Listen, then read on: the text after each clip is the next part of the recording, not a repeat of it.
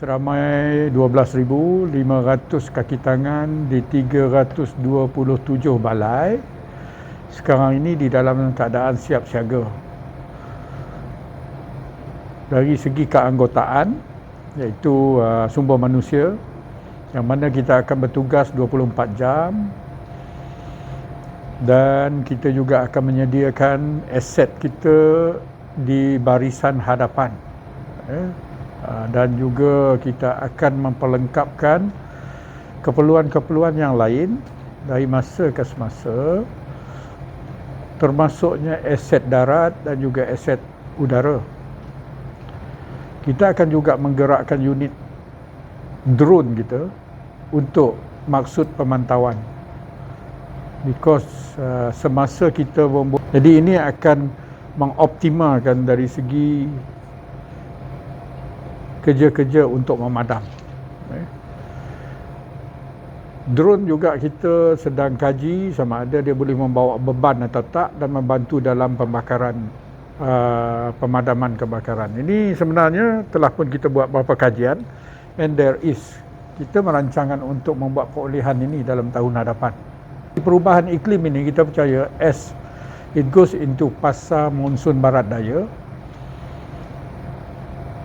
kalau dia panas, dia betul-betul will be extremely hot, 40 degree Celsius, yang boleh menyebabkan berlakunya kebakaran hutan, kebakaran lalang, kebakaran tanah gambut, dan juga kebakaran tempat pelupusan sampah. Tanah gambut dan tempat pelupusan sampah amat challenging untuk kita membuat operasi.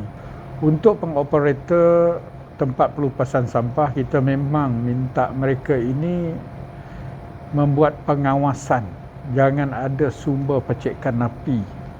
Keduanya hendaklah merangka apa yang harus mereka buat untuk prevent the spread of fire sekiranya juga ada percikan api, dan berhubung dengan agensi kecemasan untuk kita sekali bekerja secara bersepadu, dan kita kadang-kadangnya memerlu bantuan jentera-jentera berat apabila berlakunya kebakaran di pelupusan sampah. Why? Because ianya cukup besar, cukup dalam, dan kerjanya amat laborious. Jadi kita memerlukan jentera-jentera berat.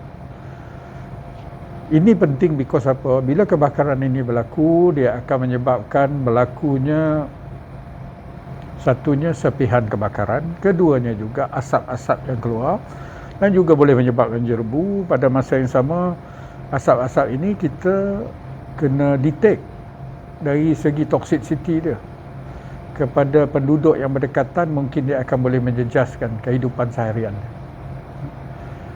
Bila ada kebakaran berlaku di kawasan pelupusan sampah, will takes time untuk padam.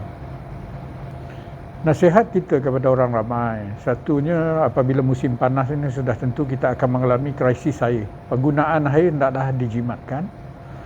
Pada masa yang sama kita meminta supaya mereka ini membantu kita juga di dalam mengenal pasti pilih-pilih bomba yang mungkin rosak, pilih-pilih bomba yang mereka perlu jaga di kawasan masing-masing.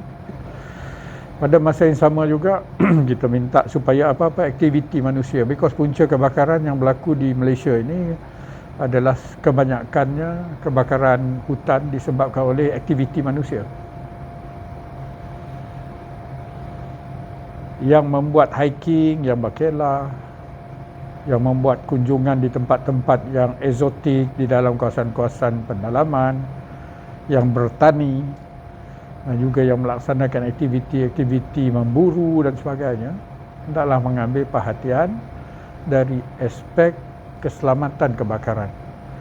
Actually, we know exactly what is going on the other side of our country, because in Sumatra they start the agricultural activities. So the best, fastest and the cheapest way is to burn, slash and burn. And this will cause, if it is uncontrolled, it's not a prescribed fire.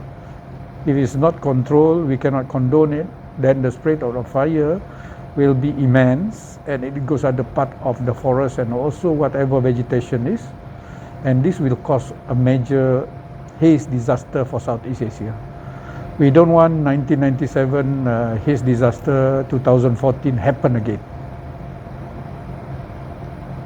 Sorry, 2015 happen again.